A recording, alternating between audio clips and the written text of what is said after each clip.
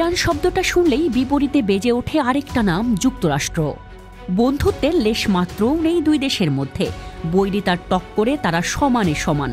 গল্পের এই পর্যন্ত সবাই জানেন, তবে পর্দার আড়ালে নাকি ঘটছে ভিন্ন কিছু, আর সেই কলকাঠি নাড়ছেন সৌদি যুবরাজ। এবার জানা গেছে, ইরানের পারমাণবিক কর্মসূচি সীমিত করতে নতুন চুক্তির লক্ষ্যে মার্কিন প্রেসিডেন্ট ডোনাল্ড ট্রাম্প প্রশাসন ও ইরানের মধ্যে মধ্যস্থতা করতে আগ্রহী সৌদি আরব। মার্কিন সংবাদ মাধ্যম CNN এর এক প্রতিবেদনে এই দাবি করা হয়েছে। সৌদি আরব প্রেসিডেন্ট ট্রাম্পের সঙ্গে তাদের ঘনিষ্ঠতা কাজে লাগিয়ে তেহরানের সাথে ওয়াশিংটনের বৈরিতা দূর করতে চায়। সৌদি আনুষ্ঠানিকভাবে প্রস্তাব দিয়েছে কিনা তা এখনও স্পষ্ট নয়, তবে এই পদক্ষেপ ইঙ্গিত দেয় যে রিয়াদ তার সাবেক আঞ্চলিক প্রতিদ্বন্দ্বীর সঙ্গে উন্নত সম্পর্ককে আরও এগিয়ে নিয়ে যেতে আগ্রহী। তেহরানের সাথে আর বৈরিতা বাড়াতে চায় না রিয়াদ। ট্রাম্প নতুন চুক্তির জন্য আলোচনায় বসতে চান বলে জানালেও ইরানের পক্ষ থেকে এখনও পরিষ্কার কোনো বার্তা দেয়নি। গত সপ্তাহে ইরানের সর্বোচ্চ নেতা আয়াতুল্লাহ আলী খামেনি উল্টো বলেছেন, যুক্তরাষ্ট্রের সাথে বন্ধুত্বের চেষ্টা স্মার্ট কোনো কাজ হবে না।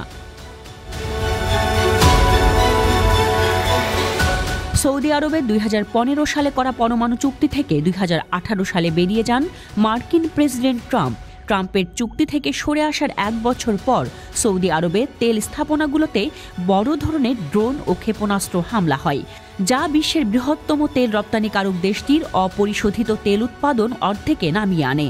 ইয়েমেনের ইরান সমর্থিত হুথি গোষ্ঠী এই হামলার দায় স্বীকার করলেও যুক্তরাষ্ট্র ইরানকে দায়ী করেছিল। তবে সৌদি আরব মিত্র রক্ষায় সামরিক পদক্ষেপ নেওয়া থেকে বিরত থাকে। 2023 সালের মার্চে চীনের মধ্যস্থতায় ইরান সৌদি সম্পর্ক স্বাভাবিক করার ঘোষণা দেয়। সৌদি কর্মকর্তারা এই চুক্তিকে একটি বড় সাফল্য হিসেবে দেখছেন, কারণ এর ফলে সৌদি ভূখণ্ডে হুথি হামলা বন্ধ হয়েছে এবং গত বছর ইসরায়েল ও ইরানের মধ্যে পাল্টা হামলায় সৌদি আরব ক্ষতিগ্রস্ত হয়নি। এবার সৌদি যদি ইরানকে যুক্তরাষ্ট্রের সাথে একটা সমঝোতামূলক সম্পর্ক গড়ে দিতে পারে, তবে মধ্যপ্রাচ্যের জন্য এটা একটা বড় মাইল ফলক হয়ে থাকবে। এই চুক্তি যেমন ইরানকে সুরক্ষা দেবে, তেমনি সৌদিকেও আঞ্চলিকভাবে রাখবে সুরক্ষিত ও নিরাপদ। তার চেয়েও আরও একটা যুগান্তকারী ঘটনা ঘটিয়েছে ইরান। নানা ধরনের হাজার হাজার ড্রোন তারা যুক্ত করেছে সামরিক বহরে।